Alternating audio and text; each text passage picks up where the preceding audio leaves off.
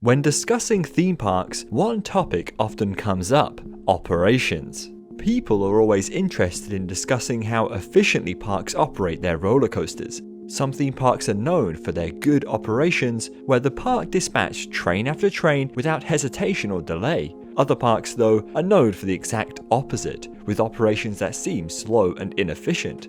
All this, however, is completely anecdotal. Good operations for one person or one theme park could be poor operations for another because each may have different ideals of efficiency. Some rides, especially those with a larger number of smaller trains, often dispatch faster too, but this doesn't mean the operations are better. So, how can we effectively compare the operations of theme parks? I'll tell you.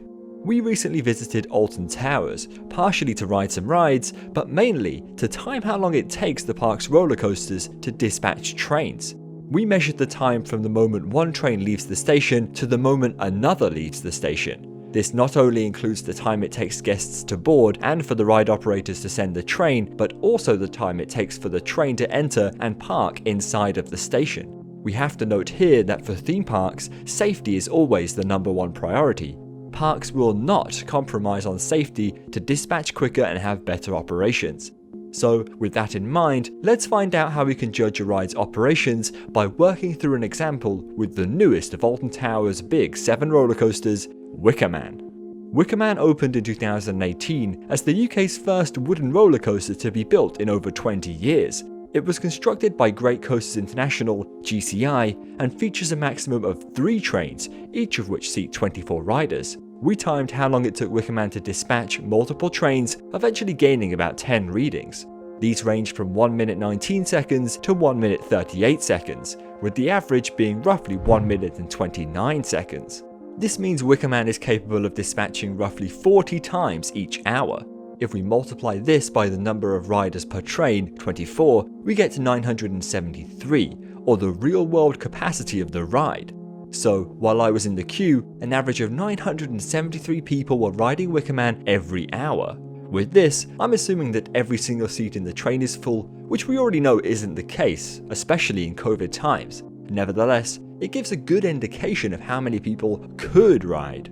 The manufacturer of Wicker Man, GCI, claims that it has a theoretical capacity of 952 riders, which equates to a dispatch every 1 minute and 31 seconds. If we compare the real-world capacity to the theoretical capacity, we can determine the load factor. Of a percentage of the theoretical capacity, how good are the operations? For Wicker Man, the load factor is 102%, meaning Alton Towers were dispatching trains faster than what the manufacturer of the ride said was reasonably possible. So, are Wicker Man's operations good? Yeah, they're really good. Using this load factor value, we can compare operations across rides and even theme parks. So, let's analyze the other roller coasters at Alton Towers. One of the rides at the park often known for its slower operations is Rita. Rita opened in 2005 and is a hydraulic launch coaster built by Intamin. The ride features 2 20-person trains, meaning it needs to dispatch quicker than Wicker Man to have a similar capacity. The ride's manufacturer claims that 1,150 people can experience it every hour, which equates to a dispatch every 1 minute and 3 seconds. In reality, this is a boldly optimistic claim. We measured that on average, Rita sent a new train out of the station every 1 minute and 49 seconds, equating to a throughput of 659 riders per hour. This results in a load factor of 57%, much lower than Wicker Man's 102%. Realistically, we'd expect the load factor percentage to be a good indication of operations. Although this might not always be the case, as some rides do have more reasonable theoretical throughputs, like Wicker Man, while others choose to be way more optimistic, like Rita. Though, what about its neighbour, 13? 13 opened in 2010, becoming the world's first vertical freefall drop roller coaster. Similar to Rita, it also features 20-person trains, but can operate up to 3 of them at any one point in time. 13's lap bar restraints make it easy for ride operators to check restraints, so it's expected to have a good load factor percentage. Intamin, the manufacturer of the ride, claims that 1,100 riders per hour can experience 13, a capacity which would require a new train leaving the station every 1 minute and 6 seconds. Compare the ease of restraint checking on 13 to Rita, and it really puts Rita's optimistic 1 minute 3 second dispatches into perspective. During our visit, we found that on average, 13 dispatched every 60 seconds, leading to a real-world throughput of 1,210 riders per hour. Similar to Wickerman, 13 was dispatching faster than its theoretical time and therefore had a load factor of beyond 100%, 110% to be exact. Although, due to COVID measures, the final 3 rows of the 10-row trains were filled with water dummies, so in reality, ride operators had even less restraints to check. Nevertheless, 13's operations were fantastic, and it didn't take long for us to time enough dispatches to create an average.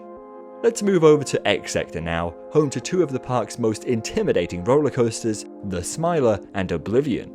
The Smiler opened in 2013 as the world's first 14-looping roller coaster and continues to hold that record to this day. At maximum capacity, it can run 5 trains of 16 riders, which according to the ride's manufacturer, Gerstlauer, leads to a theoretical throughput of 1,200. However, Alton Towers can only run up to 4 trains on the Smiler, lowering its theoretical throughput to around 985 riders per hour, equivalent to a dispatch every 59 seconds. Coincidentally, a train leaving the station roughly every 60 seconds leads to some fantastic dueling around the layout, which we saw during our visit.